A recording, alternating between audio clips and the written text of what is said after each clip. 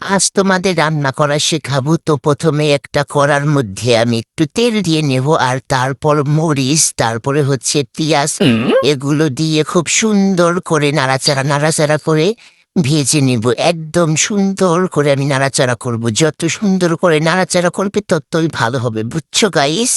আর এরপর আমি দিয়ে দেব একটা ডিম। এখানে কিন্তু দুটো ডিম ব্যবহার করা যাবে না, মানে একটাই দিতে হবে। যে দুটা দিবে তার রান্না একদমই হবে না। আর এই তো এখন আমি খুব সুন্দর করে ডিমটা ভেজে নেব। আর এরপর কি দেব ভাবতেছি। ও তারপর মনে হলো একটা লুডুসের মশলা দেই, কারণ আমার কাছে এক্সট্রা কোনো মশলা ছিল না। আর এই তো এরপর আমি একটা মশলা দিয়ে দিলাম, আর এর মধ্যে বাড়ির কাছে ধনিয়া পাতাটাও দিয়ে দিলাম। এই ধনিয়া পাতার ঘ্রাণটা অনেকটাই ভালো লাগে। যাই হোক গাইস, খুব সুন্দর করে নেড়ে চেড়ে ভেজে নিচ্ছি। আর এরপর কি দেব তাই ভাবতেছি। যাই হোক, আর কিছু দিলাম না। ও, এর মধ্যে আমি একটু লবণ দিয়েছি। আর তারপর দিয়ে দিলাম পাস্তা। এই তো হয়ে গেছে আমার পাস্তা রান্না করা। কে কে আমার এই ভিডিওটা মনোযোগ দিয়ে দেখেছো আর শিখেছো অবশ্যই কমেন্ট করে জানাবে। এইভাবে রান্না করলে অনেক মজা হয়। তো আজকের ভিডিও এই পর্যন্ত। কি সবাই ভালো থাকো, সুস্থ থাকো, আল্লাহ হাফেজ।